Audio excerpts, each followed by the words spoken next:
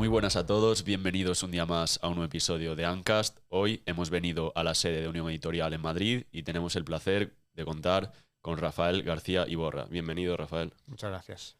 Rafael es doctor en Economía por la Universidad Rey Juan Carlos, imparte clases en el máster y es especialista en mercados financieros y en renta fija. ¿Es correcto?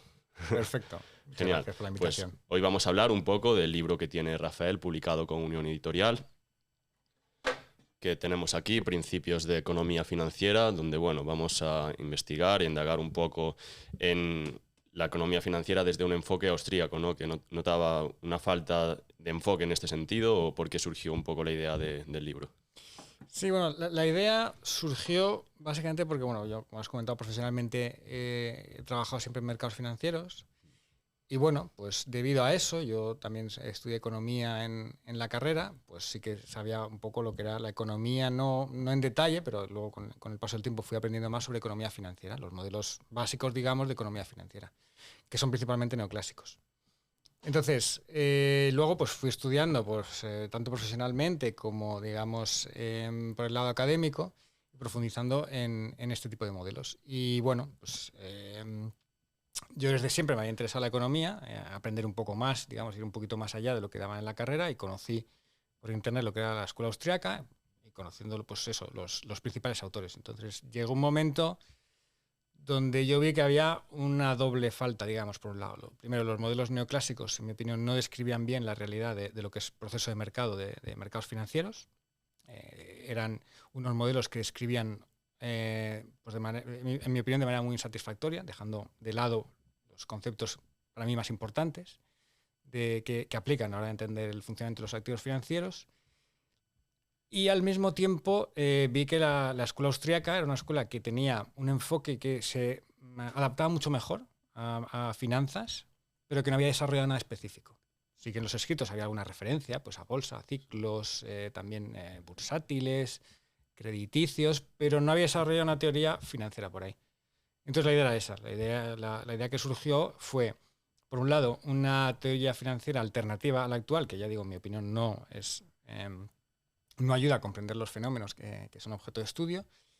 Y por otro lado, un complemento o añadir algo a lo que es la escuela austriaca que carecía. A mí me sorprendió. Yo, la verdad que con el foco que tiene en tiempo, conceptos como tiempo, incertidumbre, me parecía que era un desarrollo natural, el desarrollo de una economía que en el campo neoclásico ya existe, pero que es más especializada en mercados financieros. Claro. Esa fue, digamos, la idea que me empujó luego a hacer todo el proceso de escritura del libro.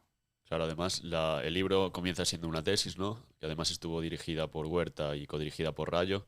¿Cómo fue un poco este proceso de tener a estas dos eminencias dirigiéndole la tesis? Pues el proceso, la verdad, que fue un poco también fruto de casualidad. Yo tenía clara la idea del libro, empecé digamos ya, a tener al menos pues una idea, una estructura. Y luego un día, precisamente estamos aquí en Unión Editorial, pues en la caseta de la Feria del Libro de Unión Editorial estaba Huerta firmando, me acerqué y le ofrecí a todo el mundo que hiciese la tesis con él, que entiendo que es una cosa que hace normalmente. Y la verdad es que ahí pensé que era una buena idea. Me pillaba en un momento que yo podía hacerlo, tenía tiempo, y luego me pareció que me ayudaría pues tanto en la parte de escritura del libro como a la hora de estructurarlo más de acuerdo pues eso, a los principios de economía austriaca. Eso fue una idea que me pareció que podía encajar, y de hecho la idea era, vamos a hacer la tesis, va a ser el libro. Para hacerla tenía que hacer el máster de economía de la escuela austriaca de la Universidad Rey Juan Carlos. Lo hice, allí eran profesores ambos. Y yo tenía muy clara la idea, aún así aprendí muchísimo, la verdad que fue una experiencia muy, muy positiva, y luego pues ya llegó el momento de la tesis. Desde el principio tenía muy claro. Digamos que hice el máster ya con la idea de la tesis muy, muy clara. Claro. ¿Y este libro para quién está dirigido? ¿Se puede sumergir en él cualquier persona? ¿Necesita un conocimiento previo sobre economía, finanzas y demás? Es una buena pregunta. La verdad es que para ser una tesis yo intenté hacerla desde un nivel, digamos, muy inicial. Pues la idea también de llamarlo principios, aparte del homenaje claro a Menger. Y la idea era que casi tratar los fenómenos desde el principio, casi el punto de, pues, como los trata Menger en sus principios de economía política. Pero es verdad que es importante estar familiarizado con conceptos como utilidad marginal. pero aún así está escrito no de manera muy específica, ¿vale? Un conocimiento básico de economía es probablemente no necesario, pero muy, muy útil y ayuda muchísimo. Pero la idea no era un libro muy específico. Ajá. Sí que llega a puntos muy específicos, se tratan temas extremadamente específicos, como derivados financieros, en detalle.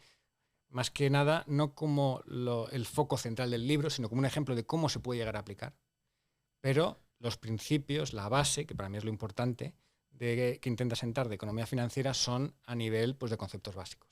Y la idea era decir, pues vamos a ver hasta dónde podemos llegar con una economía financiera basada en principios de la escuela austríaca y vamos a ver hasta cómo podemos llegar a analizar y entender el funcionamiento de productos en principio tan específicos como algunos derivados que trato en el libro.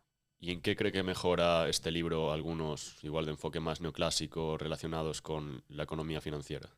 Bueno, no sé si mejora, yo es lo que he intentado, pero no soy la persona más objetiva, pero lo que sí que mi idea, y eso era una idea pues, que viene desde hace mucho, mucho tiempo, antes incluso de escribir el libro, era una cosa, es un factor o un fenómeno que a mí me parece relevante, probablemente el más relevante en la vida, que es el factor, el concepto de incertidumbre.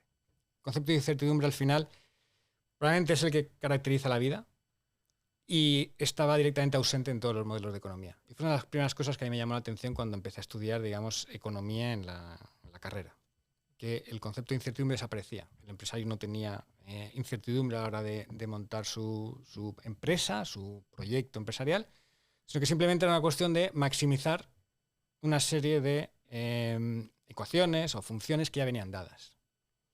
Y yo siempre había pensado, y me chocó mucho ver que no se trataba en ningún caso el no saber qué va a pasar cuando tú montas una empresa, sino que simplemente ya aparecía ahí.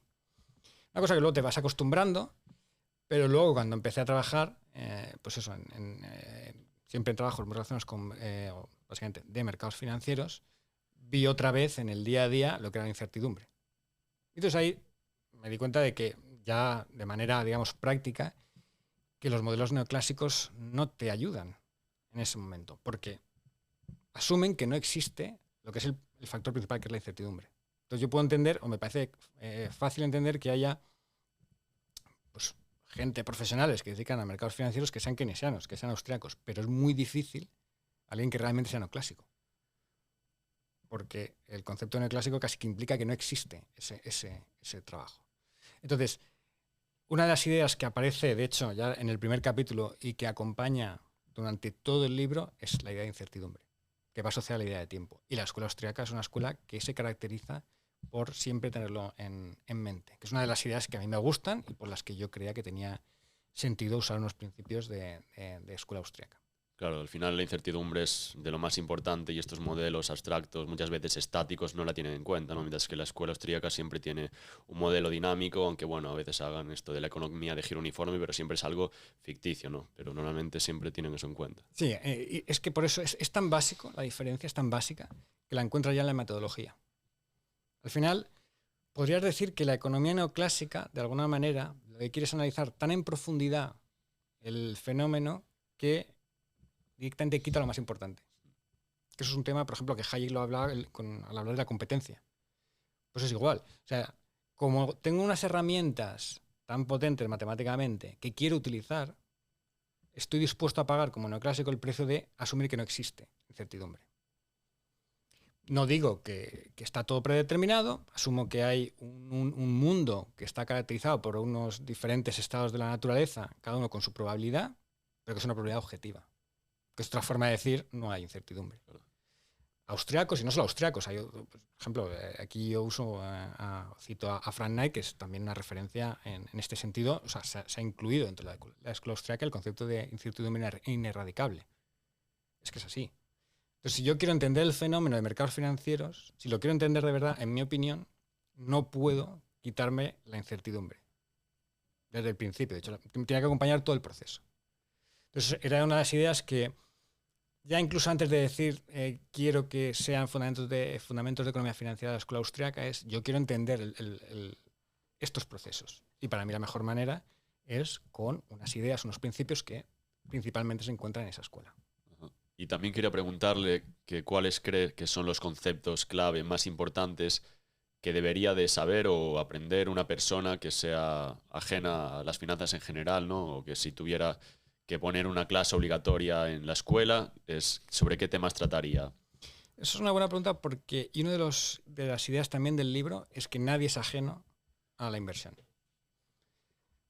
Lo que yo, empezando con una definición más de economía neoclásica, pero luego usando las bases de escuela austríaca, al final una de las primeras conclusiones que se llega al libro es los activos financieros son bienes que nos ayudan a satisfacer necesidades futuras.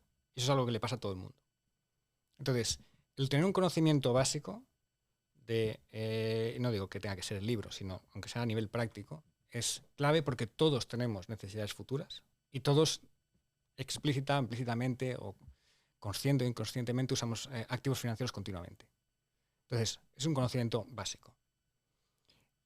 Luego, pues, cada uno puede tomar la decisión, depende mucho de las personas. Como es un bien económico, depende de tus fines, de tu situación, de tus expectativas. Con lo cual, más que conceptos, que es verdad que es una idea muy extendida, que yo estoy de acuerdo, que tienes que aprender de economía o de finanzas, es más para mí el entender que de alguna manera u otra es una parte muy importante de tu vida.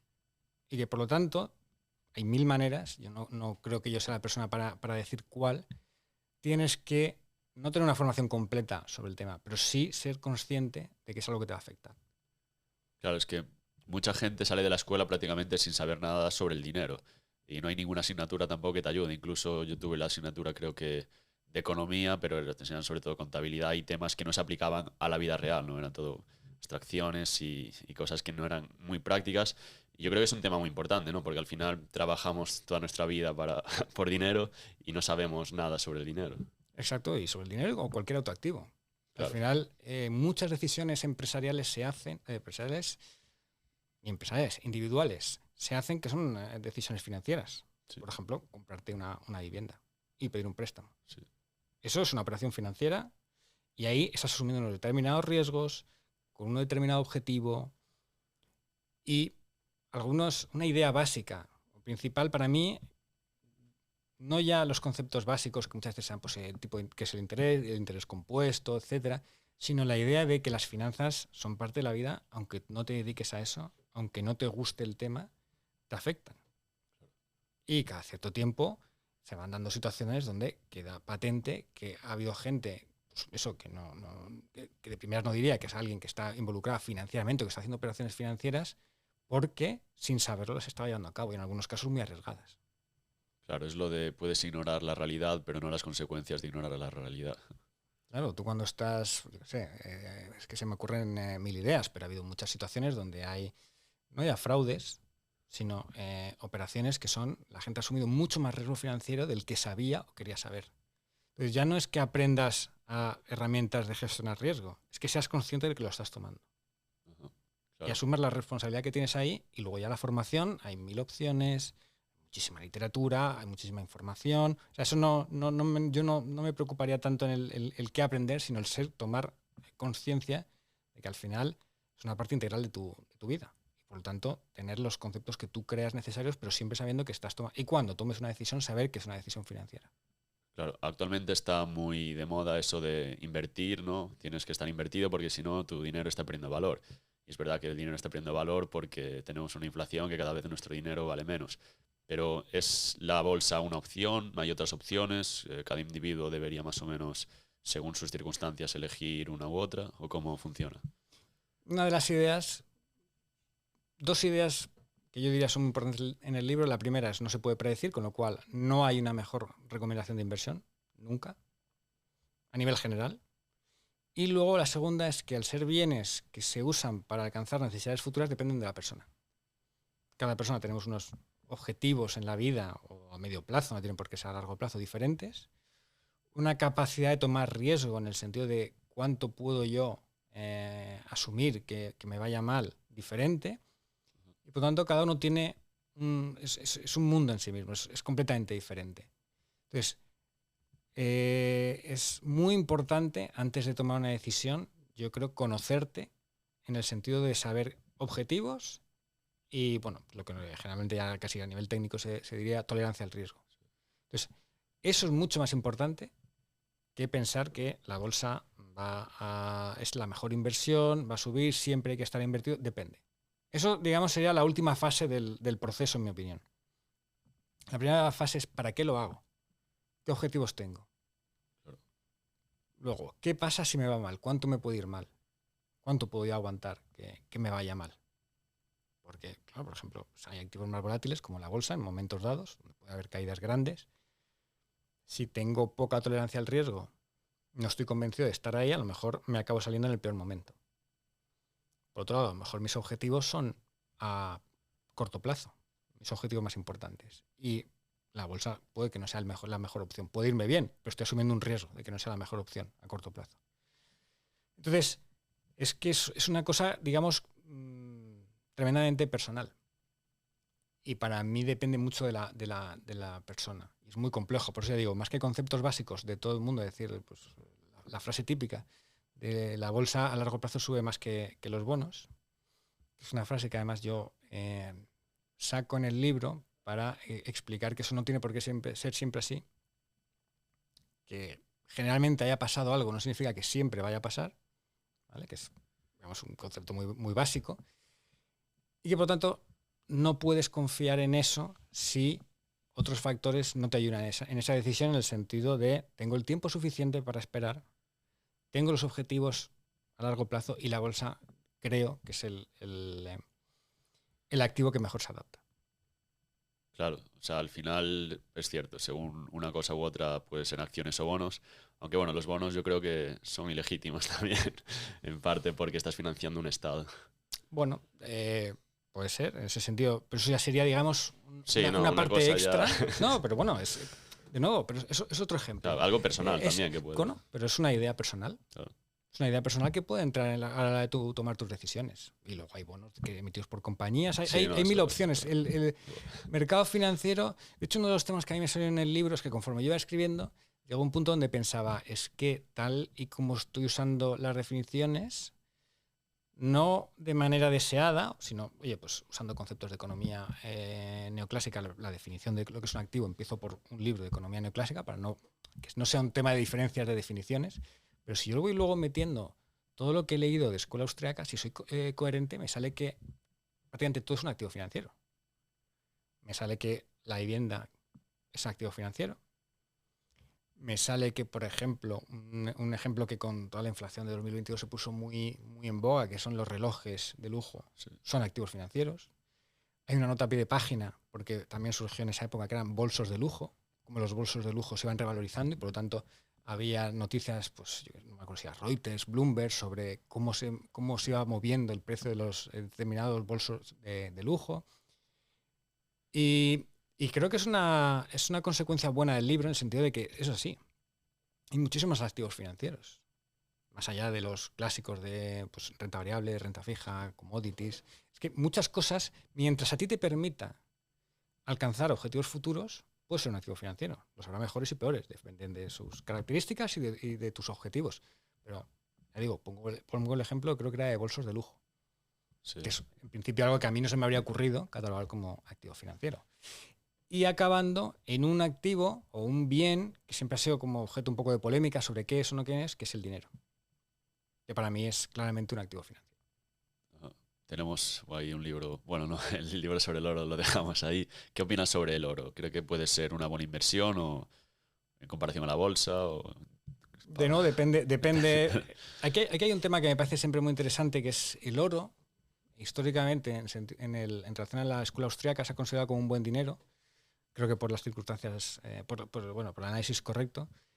Pero creo que es importante separar que sea un buen dinero a que sea una buena inversión. Que sea una buena inversión depende de la situación de mercado, del precio. No es lo mismo comprar el oro hace 2 años que con el precio de hace 2 años que con el de ahora, ni en las circunstancias de hace 2 años que ahora. Entonces, no sé, depende de la persona, depende de la situación actual. Es verdad que ahora en situación actual ha subido mucho, la gente está como muy en boga, pero depende de lo que vaya a pasar. Depende del futuro. Y como el futuro es impredecible, no hay forma, yo puedo tener una opinión personal, pero de nuevo es una de las ideas claves del libro es no puedo predecir qué va a pasar, no sé qué va a pasar realmente. tengo que tener una opinión, porque para vivir necesito una opinión sobre qué va a pasar en el futuro, aunque sea a nivel obviamente muy digamos, general, pero es mi opinión. No tiene por qué pasar. Sí, sí. Cada uno puede tener diferentes y un activo puede ser bueno para una persona y no bueno para otra persona. Obviamente, ahora también mucha gente se está yendo al oro porque es activo refugio. Luego también tenemos el oro digital, Bitcoin. ¿Cree que también puede ser un buen activo o le ve defectos? A mí el Bitcoin empezó a crecer en importancia justo cuando acabé la tesis. Entonces es un tema que me interesaba por ver cómo podía encajarlo en algo que no había pensado, no lo había incluido, digamos, dentro de la estructura del libro, no de manera explícita, sino implícita. Es decir, a la hora de pensar en activos financieros, ahora, a día de hoy, es difícil que alguien que sepa de mercados no conozca la existencia y la importancia que tiene Bitcoin ahora. En ese momento no era tal, entonces no lo incluí, no lo tenía en mente, pero para mí claramente es un activo financiero. O sea, no es dinero, es activo financiero y cumple unas funciones muy importantes. Y si está donde está, con la volatilidad que tiene, que probablemente tenga, que no sé qué va a pasar, pero desde luego es un activo financiero porque ha encontrado una función que cumple, que permite a los agentes alcanzar objetivos futuros. Claro, bueno, también puede que haya sitios donde sea un dinero, ¿no? O sea, si tú usas Bitcoin para pagar y comprar en determinados hubs o no sé, pues puede ser dinero, ¿no? En ese sentido. No muy amplio, ¿no? Pero al final dinero es como el medio de intercambio. El dinero que tenemos actual, puedes decir, vale, es dinero aunque no cumple las propiedades del buen dinero, ¿no? Uno de los temas donde yo creo, porque tampoco se dice explícitamente, pero donde creo que me separo de lo que es la definición clásica de dinero de la escuela austríaca, una definición de la escuela austríaca es en el tema del dinero. Para mí el dinero puede surgir como el medio de intercambio generalmente aceptado, pero realmente el dinero es el activo financiero que cumple la función de unidad de cuenta. Entonces, una de las consecuencias es que lo que generalmente intercambiamos no es el dinero, son sustitutos monetarios. Es decir, yendo a la situación actual, nosotros aquí en España, zona euro, pensamos en euros. Mentalmente hacemos todas las cuentas en euros. ¿Pero qué porcentaje de nuestro saldo de tesorería tenemos en euros? Mínimo. Lo que tenemos son depósitos de bancos comerciales. Claro, que sería un sustituto monetario Que son sustitutos monetarios. casi perfecto. Depende de la circunstancia, depende de la situación, son sustitutos monetarios. Porque solo hay un activo o un bien que puede hacer la función de dinero, que es el de la unidad de cuenta, porque si no, no funciona bien. La idea de la unidad de cuenta es poder hacer el cálculo económico. Pero a medio de intercambio lo pueden hacer más activos. Los más básicos, sustitutos financieros. No es casualidad, de hecho, la parte del dinero, el capítulo del dinero viene después del de deuda, que los sustitutos monetarios sean nuevamente deudas denominadas en dinero de emisores que se consideran solventes. Cuando los agentes consideran que el emisor de ese sustituto monetario deja de ser solvente, ¿qué es lo que ocurre? Que se desmonetiza el sustituto y deja de circular.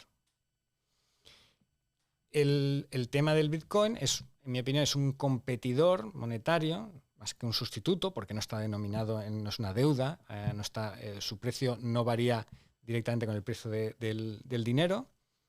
En economías como la nuestra es muy difícil que llegue a ser dinero, pero en situaciones, digamos, mucho de crisis muy profundas y sobre todo de periodos hiperinflacionarios, ahora mismo lo que pasa generalmente es que la unidad de cuenta pasa a ser el dólar, pero desde luego me parece perfectamente factible que en una situación futura, en una economía hiperinflacionaria, que básicamente la hiperinflación es cuando el dinero deja de ser dinero, se desmonetiza, ya no se usa ni siquiera como moneda de unidad de cuenta porque es imposible, no funciona bien para eso. No puede hacer el cálculo económico con una moneda o con un activo tan poco líquido que por tanto fluctúa su valor de manera salvaje. En una situación así, a lo mejor dentro de unos años, el próximo periodo hiperinflacionario tenga lugar donde tenga lugar, a lo mejor la gente, en vez de usar el dólar, que es lo que hasta ahora se ha hecho, puede usar Bitcoin como unidad de cuenta. Pero sería un cambio muy grande. Sí, yo tengo amigos Bitcoin maximalista que creo que piensan en satoshis y todo ya. Nah, y luego quería entrar un poco en el tema de la teoría del ciclo. Usted tuvo, pues eso, a Huerta y a Rayo de tutores de tesis y hay una postura ahí encontrada, sobre todo en el tema de la reserva fraccionaria. Bueno, y creo que la teoría del ciclo también tiene, no mencionaba antes, algunas variantes. Si puede profundizar un poco sobre esto. Sí. La teoría del ciclo es una parte importante del libro. De hecho, el libro se divide en 3 partes. La última es la teoría del ciclo. Yo ahí mi objetivo era añadirle una capa financiera, y para eso lo que tenía que hacer es coger directamente la teoría del ciclo austríaca y bueno, pues me parecía que, teniendo la suerte de que tanto Huerta como Rayo fuesen director como codirector respectivamente, usar sus versiones. Yo diría que ellos están de acuerdo en casi toda la estructura de la teoría del ciclo, con una diferencia muy importante que es la que has comentado. Digamos que está la postura de Huerta de Soto, que es un defensor del 100%, y está la postura de Rayo, que es más cercana a lo que es teoría de liquidez, que cree que el 100% o la reserva fraccionaria no es la única causa del ciclo. Ya digo, mi objetivo no era entrar a discutir esos temas, porque el objetivo era la parte de la capa financiera, explicar qué pasa de manera paralela a lo que ocurre en la teoría clásica de la escuela austríaca, que se centra en qué ocurre con la economía. Pues mi idea era, mientras eso que explica la escuela austríaca ocurre en la economía, qué ocurre con los activos financieros.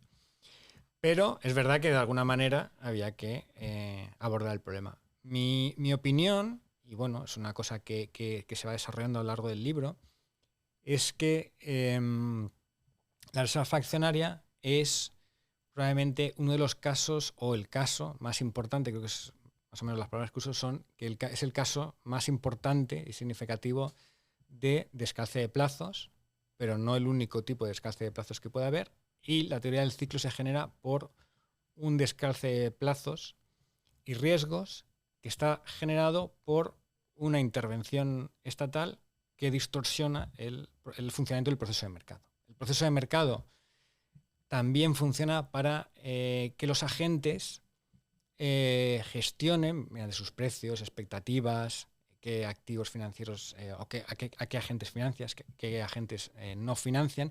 También gestionan los descalces de plazos y riesgos. No es no son conceptos o no son riesgos que se queden fuera del proceso de mercado. El proceso de mercado también los valora. Y por lo tanto, la forma que se dé un ciclo, que es un descalce, en este caso masivo, sistemático, de riesgos y plazos, solo puede darse por una intervención desde fuera. Una intervención coactiva que no siga el proceso de mercado. Aquí hay una idea que también pongo, que es la soberanía del inversor. Está el concepto de soberanía del consumidor, de Hutt, que viene a decir que es el consumidor el que al final, con sus precios, de lo que demanda, lo que deja de demandar, determina qué bienes se ofrecen en el mercado. Al final, si los consumidores determinan un determinado tipo de producto, los empresarios que lo producen obtienen beneficios, atraen a más competencia, y los recursos de la economía se dirigen a la producción de ese bien. Yo lo que creo, y lo que intento exponer en el libro, es que ese concepto se puede expandir a una cosa que llaman pues, la soberanía del inversor, que es: los inversores determinan, mediante su decisión de inversión, no solo qué bienes se van a producir en el futuro, sino también en qué plazo se van a producir, cuáles son los periodos de inversión que se van a hacer y qué riesgos asumen. Y dentro de los riesgos que asumen está qué tipo de agentes financian, con cuánta deuda, qué tipo de balances, qué tipo de apalancamiento. Y por lo tanto el proceso de mercado es mucho más complejo quizá de lo que se podía pensar si no añadimos la capa financiera. Visto desde este punto de vista, el ciclo, que es una distorsión sistemática, aparece cuando un agente que no opera dentro del proceso de mercado, como es el Estado, que no puede operar, porque el proceso de mercado por definición está solo circunscrito a agentes que operan de manera voluntaria, con acuerdos voluntarios. Entonces, cuando entra un agente que actúa de manera coactiva, distorsiona los precios, en este caso los precios de los activos financieros, si actúa como asume la teoría del ciclo, como uno de los supuestos, que es como un exceso de crédito por parte del Banco Central, que no está sujeto al proceso de mercado, porque es una parte del Estado. En ese caso lo que se da es una caída de tipos de interés y bueno, pues todo el proceso de excesiva capitalización de la economía. Dentro de ese marco, la reserva fraccionaria, pues como he dicho, es probablemente el ejemplo más claro de descalce de plazos, y por tanto cuando hay una distorsión probablemente sea uno de los mecanismos más usados, pero no es el único. Y de hecho, ejemplos históricos, por ejemplo, en la última crisis de 2008 hay muchos. Y no solo eso. Luego en el libro de Huerta de Soto, de Dinero, Crédito Bancario y Ciclo Económicos, por ejemplo, si no recuerdo mal, creo que era una cita a pie de página, cuando hablaba del 100%, es decir, exigía a los bancos que todos los depósitos estén cubiertos al 100% en su activo por el dinero que se deba, también extiende a otro tipo de activos financieros como los repos o deudas a muy corto plazo, que viene a ser otro ejemplo de descalce de plazo. Claro. ¿Y en qué fase del ciclo nos encontramos actualmente? Una de las cosas, de nuevo, yo la verdad que aprendí mucho con la tesis y el libro, es que aunque es una teoría, en mi opinión, muy buena, una de las principales aportaciones de la escuela austríaca, no deja de ser un modelo. La teoría del ciclo es un modelo, entonces no se puede aplicar directamente a la realidad. Es un modelo que explica muy bien determinadas fases, determinadas situaciones, pero no en detalle completo. Con lo cual, tú puedes saber perfectamente la teoría del ciclo y con eso ser incapaz de comprender si está aplicándose en un momento o en qué fase, o cuánto va a durar. Porque tú puedes pensar que sí, estamos en un momento de que se está dando esta situación, digamos que si no hay intervención del Banco Central bajando tipos agresivamente, influyendo de manera significativa en el mercado monetario, eso podría pasar en algunas situaciones, al final no puedes saber en qué punto está el nivel digamos, teórico de qué sería, sin intervención del Banco Central en mercado, puede no darse, puede estar dándose la teoría del ciclo, en qué fase, no sabes la duración de las fases. Digamos que es una guía que te ayuda a entender, pero no te permite anticipar ni saber en qué situación estás. Dicho esto, obviamente, una vez que has estado trabajando en la teoría del ciclo y yo le dedicaba bastante tiempo, sí, es un marco conceptual que usas continuamente para entender la realidad. Eso sí, siempre sabiendo que no, aunque la teoría del ciclo sea correcta, sea perfectamente correcta, en mi opinión lo es, su aplicación puede ser completamente inútil incluso. O sea, puede no ayudarte para nada, porque no tienes la información suficiente como para entender si se está dando, con qué gravedad y en qué situación estamos. Dicho todo esto, una introducción bastante larga, pero es que me parece muy importante porque muchas veces ves gente que lee la teoría del ciclo y ya directamente la traduce en algo, va a pasar esto, y me parece que el proceso es muchísimo más complejo. La realidad es extraordinariamente, infinitamente compleja para lo que somos capaces de entender, que es una idea de Hayek que a mí me gusta mucho. Yo creo que ahora mismo la teoría del ciclo que te diría es ha habido una subida muy grande de tipos de interés y eso debería haber llevado a la crisis.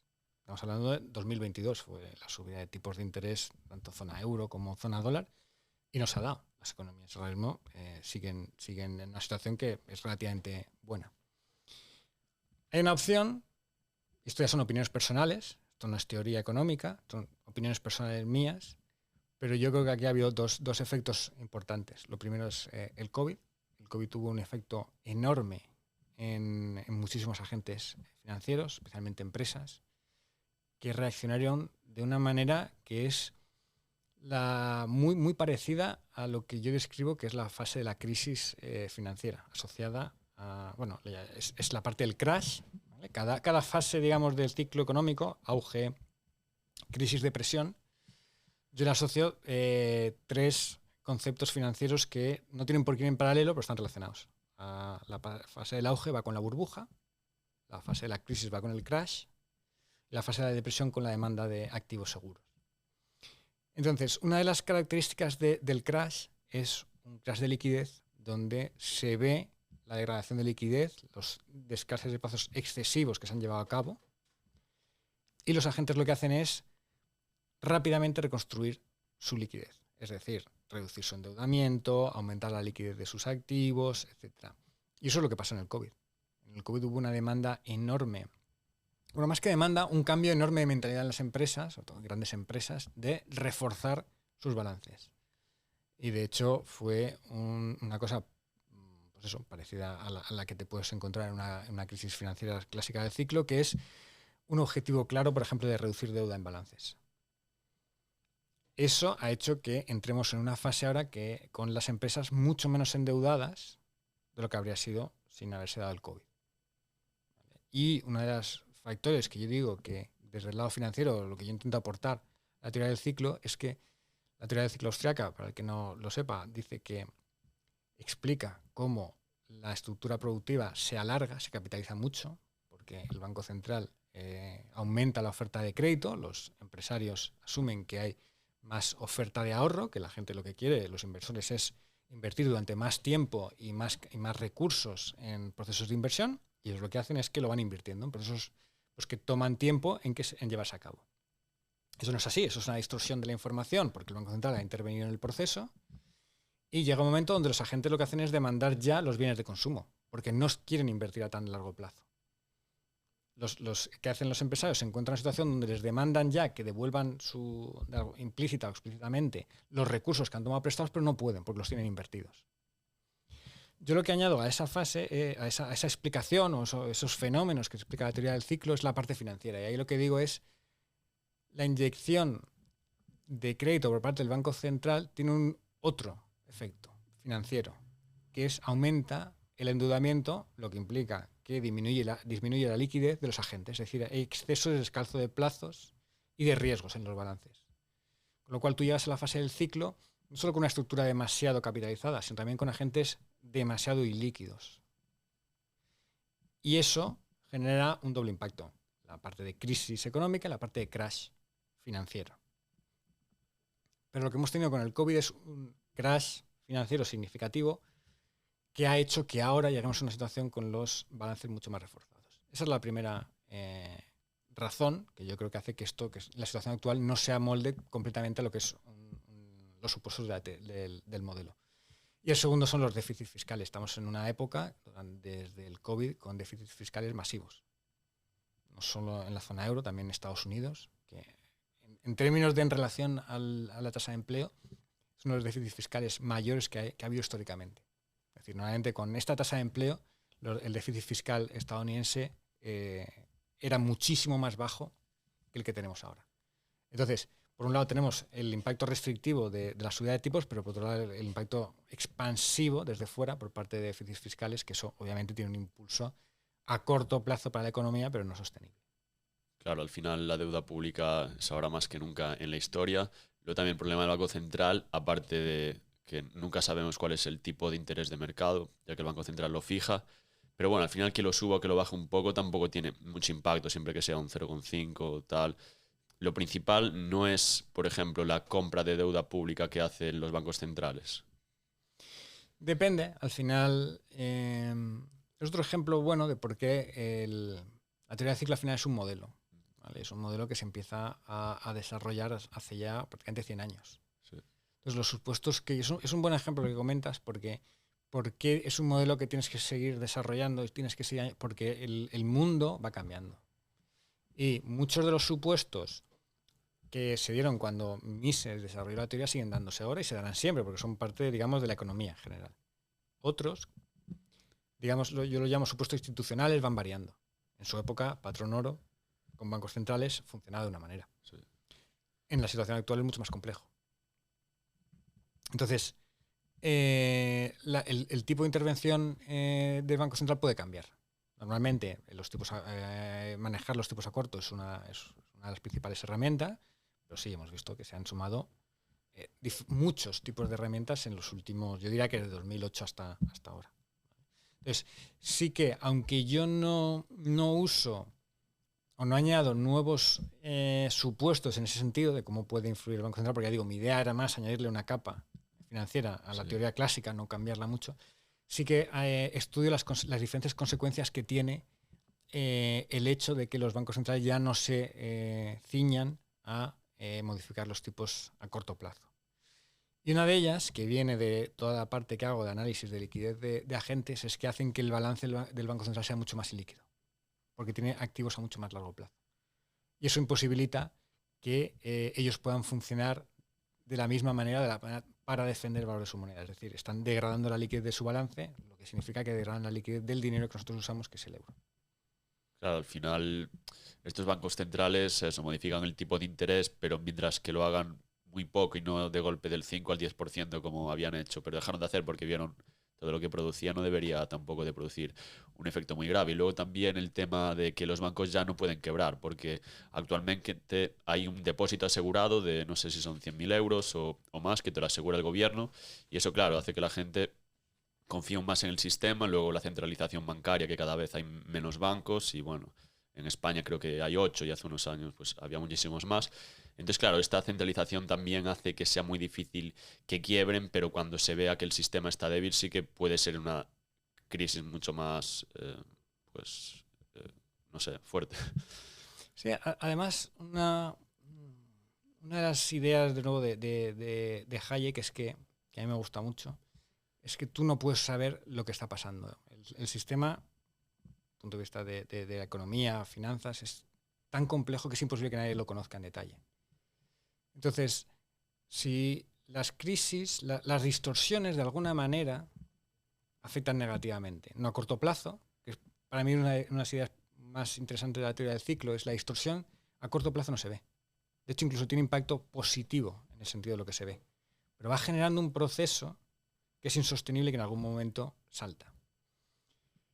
Y una de las cosas que gusta de Hayek, al meter aquí la idea, es que no se sabe qué va a saltar, no se sabe por dónde va a ir. El exceso de crédito puede, si hay unos agentes que normalmente o que están más regulados, que se les permite tomar menos riesgo, el crédito, ese exceso de crédito que estás metiendo va a ir por otro lado y va a salir por donde no te lo esperes. Porque es imposible controlar dónde va el crédito que da el Banco Central. Les pongo un ejemplo en el libro, es Banco Central, normalmente funciona prestando a bancos comerciales. Los bancos comerciales a su vez prestan a otros agentes. No se queda el dinero, sí, no, transmiten eso. ¿Cómo lo transmiten? Pues cada uno con su modelo de negocio, con los negocios que van financiando. Luego, ellos no tienes por qué financiar al empresario final, puedes financiar a otro tipo de activo intermediario financiero, que a lo mejor ya no es parte del mercado de bancos comerciales, puede ser banco de inversión, puede ser otro tipo de intermediario financiero que a su vez invierte en otro tipo. Con lo cual, las interrelaciones son enormemente complejas, son imposibles de entender. Entonces, no puedes saber dónde va a acabar. Entonces, tú puedes pensar que una intervención no tiene impacto porque no lo veas. Pero eso no significa que exista. La idea, una de las ideas del ciclo, de la teoría del ciclo, que me gusta a nivel muy general, es la distorsión que tú generas en el proceso de mercado al intervenir coactivamente. No puedes saber las consecuencias exactas que va a tener. A lo mejor es suficientemente pequeña, como comentabas, para que no tenga un impacto significativo, o sí. Sí, digo que lo que sucede es que muchas veces se le da mucha importancia, ¿no? Que sale Powell ahí diciendo el tipo de interés y todo el mundo ahí prestando atención, y que eso además, o sea, creo que más o menos lo menciona Rothbard, que no es lo que más importe y su impacto suele ser mucho menor que otras cosas. Igual ha cambiado desde entonces. Puede serlo. Lo que yo digo es que no se puede saber. Porque el impacto real ese, tú inicias ahí un proceso que no puedes saber en qué va a acabar, cuándo, cómo o en quién. Porque eso es un proceso que, en este caso, estamos dando un ejemplo de un banco central que baja tipos, presta a los agentes con los que tiene relación, esos a su vez a otros que tienen un impacto en la economía, porque podemos pensar un empresario que ve bajada de tipos de interés, que le llega a través de intermediario financiero, de donde él consiga el crédito. A lo mejor es que no tiene que conseguir de un banco, lo puede conseguir de inversores privados que conozca, pero como ven los inversores privados que los tipos están cayendo, se ven forzados a invertir a tipos más bajos. Entonces, tú puedes darte un proceso productivo donde un empresario pida prestado fondos a gente que conozca, inversores privados, pero con un precio que está influido por la bajada de tipos de interés. E inicia un proceso de inversión que podría decir, no, yo no estoy aquí relacionado, digamos, con lo que la bajada del tipo de Banco Central, no directamente. Y de hecho, una de las cosas, cuando explico lo que es la liquidez de los agentes, yo empiezo con un ejemplo muy, muy básico, que es un agente que invierte en el pasivo de otro. Pero luego se lo puedes complicar con un tercer agente. Y luego un cuarto, no tiene por qué ser solo directamente. Un agente puede invertir una parte de su activo en el pasivo de un agente y otra parte en otro.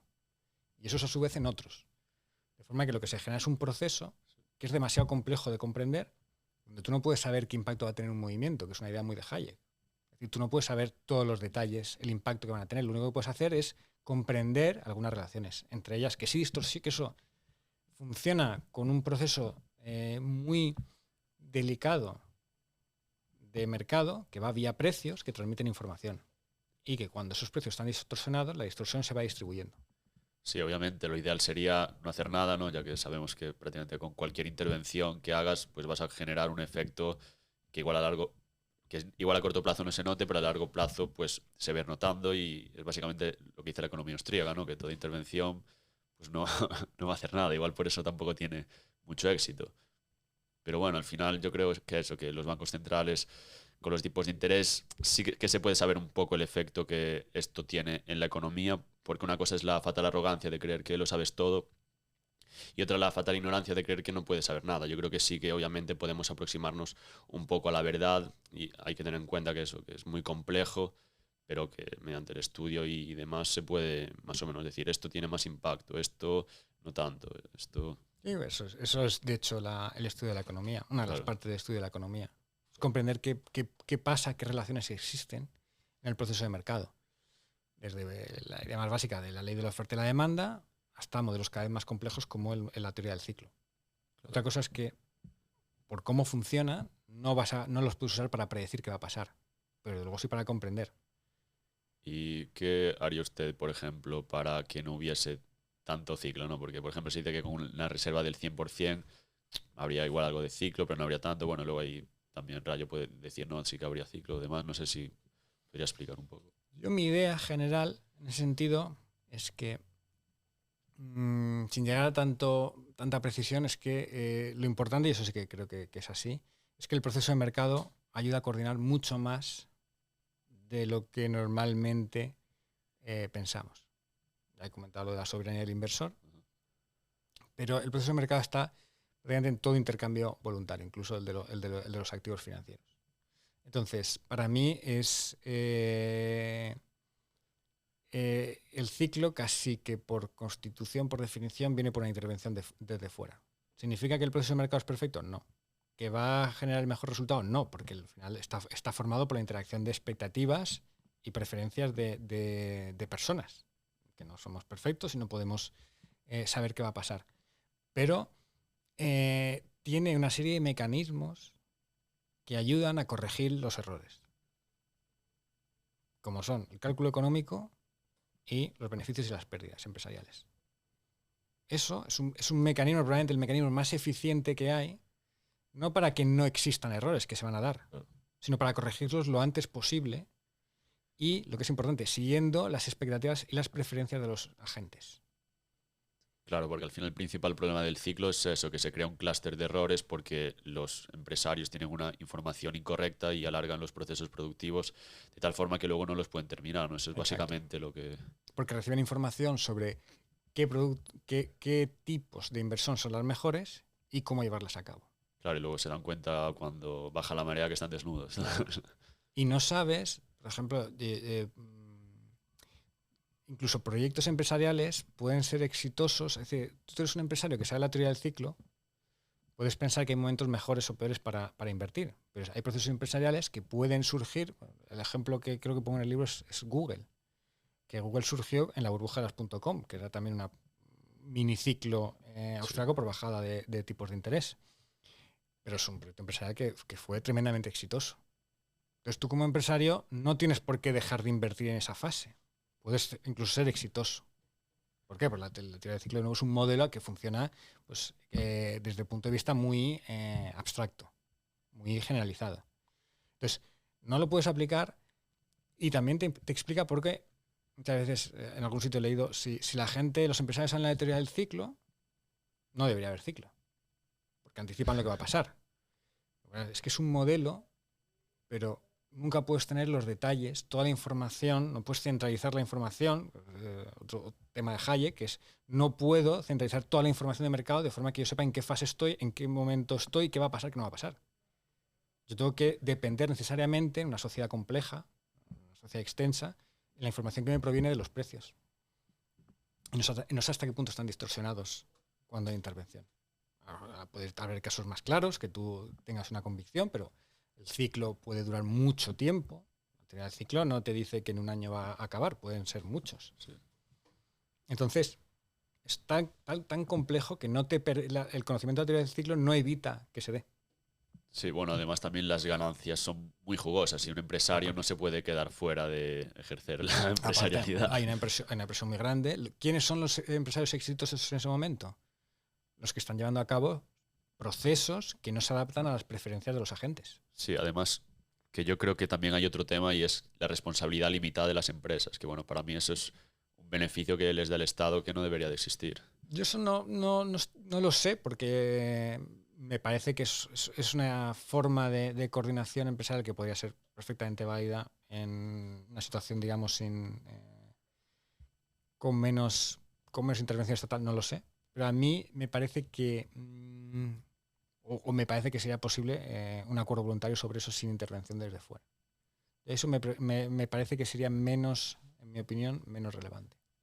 Sí, bueno, no lo estoy a fondo, pero yo creo que obviamente sí que es un privilegio. Pero bueno, quería traer también el tema de la filosofía de la ciencia, ¿no? Que menciona autores como Popper, Feuerbach y demás. ¿Qué importancia tiene la información en su libro y en cómo enfoca un poco todo? La verdad es que es un tema que a mí, que no pensaba que fuese a aparecer en el libro, pero que a mí me interesaba de antes. Yo ya había leído a Popper, La lógica del descubrimiento científico, antes de empezar la tesis, el máster.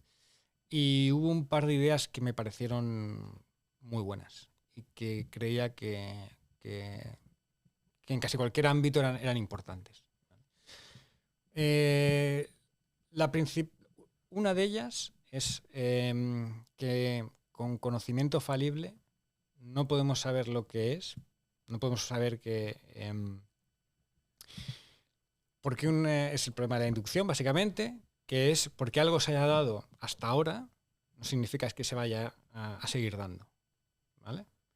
Y por lo que dice ahí es que hay una simetría. Yo no puedo que algo se haya dado, no me permite decir con total certeza que se vaya a seguir dando. Pero si yo sé que ha habido una situación en la que no se ha dado, sí puedo decir ya con total certeza de que no siempre se da. Entonces hay una simetría entre la afirmación y la falsación de una afirmación científica. Esa es una idea muy importante, para mí clave. La segunda es que al final la ciencia es lo que te da son teorías, que son básicamente, y esto ya es, en mi opinión, construcciones mentales, sobre relaciones de dependencia entre fenómenos. El concepto horario sería, si se da A, se da B. Y ese tipo de afirmaciones, y en eso está de acuerdo con Mises, de hecho yo voy citando frases de Mises y Popper que en este sentido van igual, eso implica que toda la afirmación científica que sea tiene que ser criticable. En el sentido de que intersubjetivamente puede ser no probada, por lo que he dicho antes del problema de inducción, pero sí falseada. Es decir, puedes llegar a un acuerdo con otra persona de que ha habido un evento que ha falseado una afirmación científica. Tú puedes aceptar una afirmación científica de manera temporal, aunque sea toda tu vida, si no encuentras ningún evento que la falsee, siempre sabiendo que puede darse ese evento que la falsee en algún momento, lo tomas la afirmación como que funciona, que la puedes usar, pero siempre teniendo en cuenta que puede darse un evento que la falsee, y siempre abierto a la crítica. Entonces, esas dos ideas me parecieron, más allá de escuela austriaca, me parecieron claves digamos, ya a nivel general, a nivel de filosofía básica. Y luego, en el máster de economía de la escuela austriaca, muchos autores y profesores de la escuela austriaca están en contra de Popper, y a mí me parece que estas ideas, había otras ideas, al final como cualquier autor tiene muchas ideas, yo no estoy de acuerdo con todas, pero estas dos que son claves son para mí básicas. Y la idea era construir un poco si tenía sentido integrar estas ideas dentro de lo que es la metodología básica de la economía austriaca. Y bueno, pues yo creo que estas ideas también aplican a la metodología de la escuela austriaca en el sentido de que aplican a la lógica. Yo creo que los fenómenos sociales, Popper dice que solo eventos reproducibles pueden falsear una teoría. En economía, en ciencias sociales, Yo estoy de acuerdo con la escuela austríaca. Las valoraciones, expectativas, deseos de las personas no son eventos controlables. No se pueden repetir a voluntad. Entonces, por lo tanto, tú no puedes empíricamente refutar una ley económica, porque para ello deberías controlar las valoraciones, las expectativas, las preferencias de los agentes. Pero el camino que usa la escuela austríaca, que es el de la lógica, sí lo puedes falsear de manera lógica. Si tú haces una afirmación lógica, primero es intersubjetivamente testable, si no, no lo sería. Debemos compartirla. Un ejemplo básico son las matemáticas. Las matemáticas son intersubjetivas. 2 más 2 son 4 para ti, para mí, para cualquiera. Y luego yo puedo encontrar ahí un error.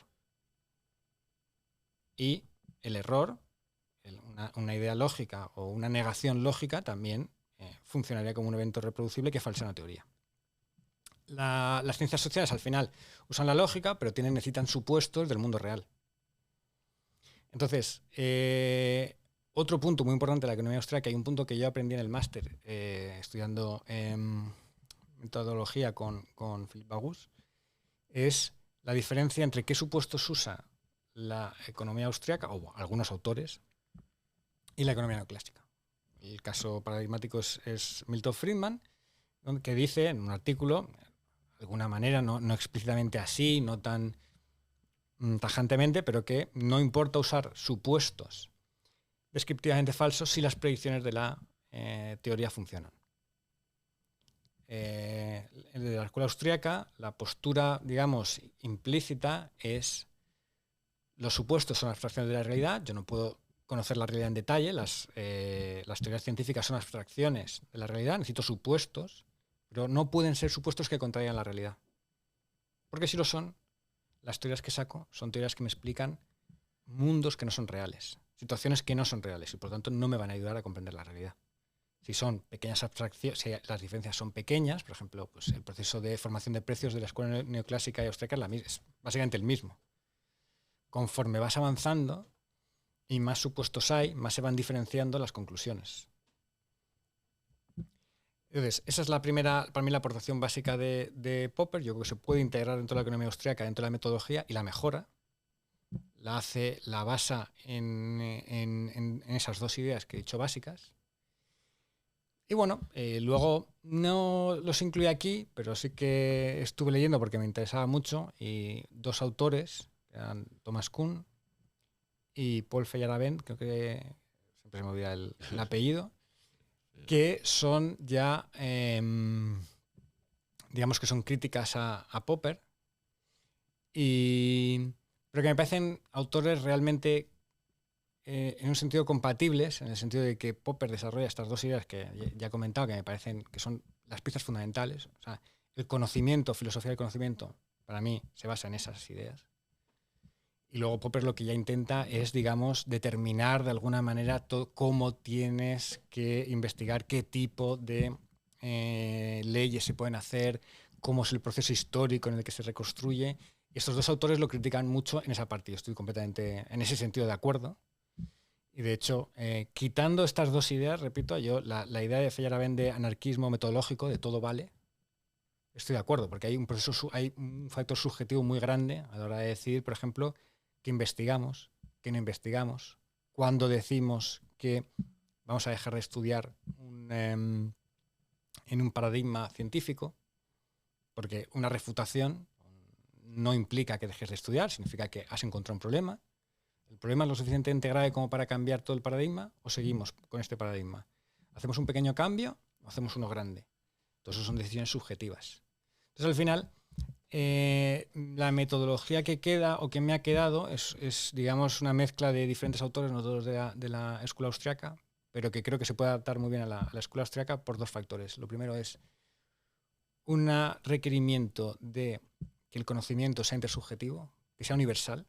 Es una idea que, por ejemplo, Mises, probablemente por la importancia que también tenía en su época, defiende mucho en muchas de sus obras, pero a su vez de una manera que pueda crecer casi de manera en función de los intereses, del descubrimiento que vayan haciendo los investigadores en cada campo. Claro, yo, Popper, lo de la falsabilidad, la principal crítica que le haría es que ¿quién falsa? ¿O cómo puedes comparar teorías o cómo puedes comparar las falsaciones que se hacen de una teoría? Exacto, ese es el problema. Tú puedes decir que una teoría ha sido falsada, porque por definición es algo que intersubjetivamente podemos hacer, además con un evento reproducible, porque él es muy claro, evento reproducible. Yo no puedo decir, he encontrado un evento que falsea esta afirmación científica. Tengo que poder demostrarlo otra vez para que, por ejemplo, tú lo veas y en eso estamos de acuerdo. Pero ante la pregunta que él también intenta responder de, vale, he falseado esta afirmación, ¿significa que toda la teoría es incorrecta? O a lo mejor que tengo que abandonarla por otra, o puedo seguir investigando en esta teoría haciendo pequeños ajustes o ajustes más grandes o diciendo dejo este problema para más adelante y sigo. En mi opinión no hay una forma objetiva de comparar teorías. Eso es subjetivo. Eso es subjetivo. En ese sentido, yo ahí estoy de acuerdo en las críticas que se le hacen y luego él con el tiempo también fue evolucionando, ¿vale? Pero ahí estoy de acuerdo, no hay forma objetiva de comparar dos teorías que han sido falseadas. O una teoría que ha sido falseada con otra que no, pero que afectan a diferentes campos. Digamos que algunos fenómenos sí los explican, algunos los mismos fenómenos, otros explican fenómenos diferentes a su vez. ¿Cuál elijo? Eso es subjetivo. ¿Cuál sigo estudiando? ¿Tengo que abandonar una teoría? Eso para mí es una pregunta diferente. Es una pregunta donde el anarquismo metodológico, en el sentido de investiga lo que tú consideres, no hay una regla objetiva que te diga cuándo parar o cuándo no parar o por dónde avanzar, es mi postura, digamos, es lo que yo creo que es lo correcto. Claro, a mí me gusta bastante Kuhn cuando menciona lo de los paradigmas, cuando se cambian, que muchas veces eso funciona por persuasión, que luego, claro, si le haces alguna crítica, aún resisten, un paradigma es muy duro, aguanta, y muchas críticas muchas veces son desprestigiadas o se las ignoran o se las tienen en cuenta, y no es hasta muchas veces incluso cuando mueren todos los del anterior paradigma que puedes cambiar al nuevo paradigma. Claro, porque es un proceso completamente subjetivo, en el sentido de que las valoraciones, las preferencias implica. Pero yo creo que al final la base es todas las críticas y todas las teorías tienen que estar basadas en esas dos ideas. Eventos reproducibles que puedan falsear tu teoría tienen que ser falsables, la teoría, si no te explica nada, digamos. Y tienen que ser universales, en el sentido de que todo el mundo las puede conocer. Porque si no son opiniones, ideas personales, etcétera, pero no es ciencia. Ahora, no hay una solución objetiva al problema de decir, y generalmente en muchas de las teorías, cuanto más complejas, siempre pasa, tienen puntos débiles, que es que algunas de sus partes han sido falseadas. No hay aunque Popper intenta responder en el sentido que deben ser abandonadas con la idea de experimento crítico, es verdad que no tiene sentido eso. ¿Cuándo la abandonas? ¿Primer experimento crítico? ¿Sigues estudiando a ver si encuentras otro supuesto? ¿Qué te falta dentro de ese paradigma para completarlo? ¿Abandonas el paradigma y vas a otro? Entonces ahí entras en una cosa, pues la sociología del descubrimiento científico, que es mucho más complejo, pero es otro nivel, digamos, es un nivel superior, donde yo ahí mi respuesta, y creo que también está, breve apunte, creo que es un pie de página, donde digo que al final estos autores, también Popper, Kuhn, etcétera, intentan responder, así hay una forma objetiva, buscan la forma objetiva de qué hacer cuando una teoría ha sido falseada. En mi opinión, la respuesta correcta es no hay ninguna respuesta objetiva, es la frase, creo que era Feyerabend, de todo vale. Feyerabend, bueno, no sé cómo pronunciarlo. Es que pero tampoco. Al final, él ni siquiera se consideraba un filósofo de la ciencia, ¿no? Él decía, creo que era un periodista, básicamente. O sea, curioso en ese aspecto. Luego también lo de Kuhn, muchas veces también se le acusa como de un relativismo, de que no puede haber una verdad objetiva. Yo creo que tampoco él dice tanto eso en el libro, al menos yo no interpreté que decía eso, sino que es así como funciona la ciencia, ¿no? Que no puedes acercarte más a la verdad, pero que muchas veces eso funciona por persuasión y demás, y no que no haya una verdad objetiva, que en mi opinión la hay. Completamente de acuerdo. Por eso digo que hay que separar una cosa, la sociología de la ciencia, o el proceso de cómo cambian luego ideas de un paradigma a otro, que es subjetivo, depende de las personas, valoraciones, sus expectativas, con el tema que están estudiando, o lo que están estudiando, que son de nuevo, yéndome a lo básico de Popper, son relaciones de dependencia entre fenómenos, que pueden ser testados intersubjetivamente. Claro. Y luego, ¿cómo se aplica los conocimientos del libro en cuanto, por ejemplo, a su trabajo? Para mí, digamos que conforme más escribía, más me daba cuenta de que no me iba a permitir hacer mejor mi trabajo o peor. O sea, yo creo que yo puedo hacer mi trabajo muy bien y tener unos resultados muy buenos en mi trabajo y que el libro esté completamente equivocado en lo que hice. Y al revés, que el libro sea perfecto y todo lo que dice sea correcto y que yo mi trabajo lo haga mal. Lo único que el libro me permite, creo que mejor entender cómo funcionan las cosas a nivel agregado y por qué han pasado cosas o qué cosas pueden pasar. Pero anticipar las que va a pasar es una de las conclusiones, de hecho, del libro, es que no me va a ayudar. O sea, es imposible predecir ningún evento. Bueno, no predecirlo científicamente. Evento Claro. social. Otra cosa es anticiparlo. Especulativamente, Sí. en el sentido de que usa Huerta, como de intentar anticipar el futuro, Claro, de forma empresarial. de forma empresarial. Pero la función empresarial no es científica. Claro, bueno. A ver, depende de cómo definas. Es decir, tú no puedes aplicar el método científico para saber si una función empresarial va a ser correcta o no cuando pero se lleva a cabo. el método científico es lo único que es ciencia. Yo creo que tampoco. Para mí sí.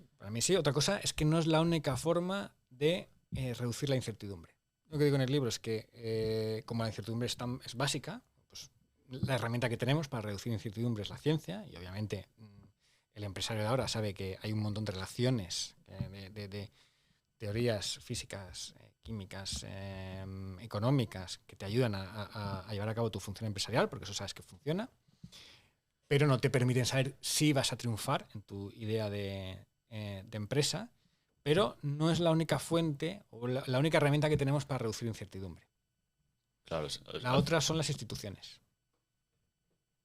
Y las instituciones son una herramienta muy poderosa, no son en general, aunque no necesariamente, diseñadas, digamos, conscientemente, ¿vale? No es como la ciencia. La ciencia, al final, aunque bueno, el científico no tenga un claro, o ni siquiera se plantee que una teoría, a lo mejor a nivel muy general, vaya a tener una consecuencia práctica, pero sí que lleva a cabo su trabajo buscando algo conscientemente, que son teorías científicas.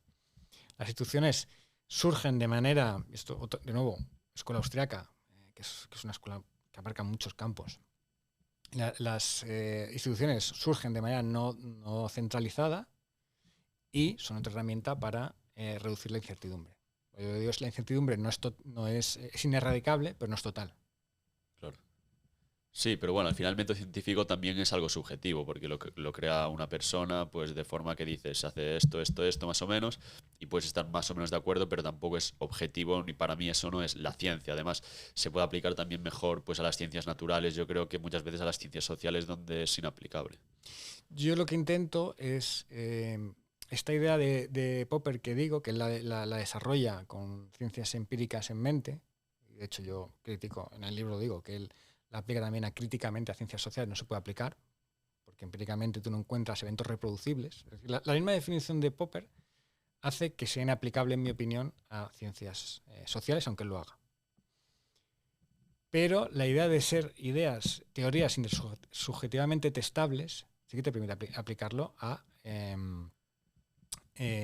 teorías que sean de base lógica. Porque la lógica es intersubjetivamente testable. Es decir, una afirmación de lógica matemática puede ser testada entre dos lógicos. Pueden llegar a un acuerdo de decir esto es erróneo. Este razonamiento es erróneo. Eso también se puede aplicar en economía, en ciencias sociales. Lo que pasa es que el campo de las leyes sociales, lo que normalmente se asume que son leyes sociales, se achica enormemente. Es decir, un montón de estudios que hay en economía, muchísimos estudios que se hacen en economía son estudios empíricos que no estudian leyes, en mi opinión. Claro. Y esa es otra idea que a mí me gusta mucho. De hecho, la uso, la cito mínimo una vez. Es una idea de Popper. Es distinguir entre leyes y tendencias. Una ley es algo que siempre tiene que dar. Una tendencia es una relación que existe entre fenómenos que puede dejar de darse en cualquier momento. Que es histórica, que se ha dado, pero no es una ley. no está enunciada con la vocación universal de ser ley.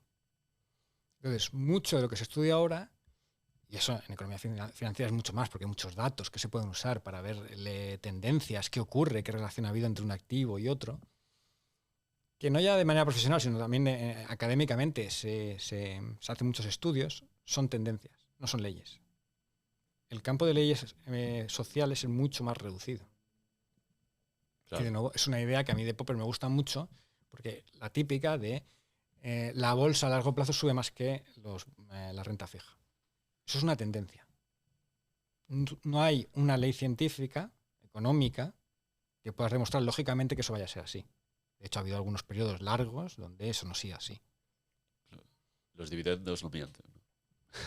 Entonces, es muy importante distinguir entre ley científica y tendencia, sobre todo en el campo de las ciencias sociales. Claro, bueno, entonces, si el libro no va a servir para que la gente haga mejor su trabajo, ¿qué le va a aportar al menos en su situación personal o vital? No creo que aporte mucho a nadie en su situación vital, pero bueno, intentar comprender. Al final, es como... A mí un libro que me encantó, que tenemos aquí, que es Principios de Economía Política de Carl Menger, tampoco te ayuda a montar una empresa y que sea exitosa, a saber qué va a ocurrir, pues a comprender cómo funciona la sociedad, porque al final economía es sociedad. Y bueno, pues la idea es la misma, aplicada a una parte mucho más pequeña, pero que yo creo que es también muy importante. Entonces, es ayudar a comprender cómo funcionan fenómenos, porque así también sabes cuando alguien o se equivoca al afirmar a llevar a cabo determinadas afirmaciones económicas, o en el caso de la teoría del ciclo, lo que se está intentando es algo que al final es perjudicial a nivel social. ¿Y para usted qué cree que es lo mejor del libro, lo más interesante, o que diga usted que ha aprendido más en determinado aspecto? A mí la metodología aprendí mucho. A mí eso, si algo que yo he aprendido y que considero que me ha aportado al escribirlo, es la parte de metodología que hemos comentado, que ahí me aparece en más detalle, y el entender que el proceso de mercado afecta a muchos más bienes y activos de los que incluso dentro de la economía austríaca se asume. Claro. Bueno, y no sé si quería también dar algún último mensaje en relación al libro, en relación a la vida, a la gente. No, yo, bueno, pues entiendo que si alguien está viendo esto es alguien que pues le interesa libros, aprender, leer de economía. Y bueno, pues yo mi mensaje sería que aunque no tenga un impacto práctico, no te ayude en el día a día, yo creo que en general, a nivel general, digamos, o a nivel de incluso de tu día a día sin efectos prácticos, es algo que te... El conocer siempre es algo importante y es algo que te puede ayudar y te hace, sobre todo, más independiente frente a lo que te digan los demás. Claro, además no es solo un libro que igual no te aporte mucho, pero, o sea, no digo que no aporte, pero que al final es la acumulación de todos los libros que vas leyendo, todo el conocimiento que vas adquiriendo, que rinde como rinde el interés compuesto, ¿no? Y el espíritu crítico. Otra idea de Popper que bueno, aparece en la parte de metodología, pero a mí es fundamental. Yo creo que a la hora ya a nivel personal o vital, una de las cosas que yo creo que es más importante es tener espíritu crítico, criterio dentro de sabiendo. Criterio también implica saber dónde no lo tienes, pero tener criterio y espíritu crítico ante lo que te llega, te dicen. Y para eso, pues, no mi libro, pero sí que pues, muchos de los que tenemos aquí, muchos de las cosas que te ayudan sin duda. Genial. Pues con esto finalizamos el episodio. Muchas gracias, Rafael, por venir. Muchas gracias. Y bueno, tenéis el libro en la descripción, así que si os ha interesado el tema y deseáis adquirirlo, ya sabéis, lo tenéis en la descripción, clicáis el link y ahí en Unión Editorial está disponible. Muchas gracias y nos vemos en el siguiente episodio. Adiós.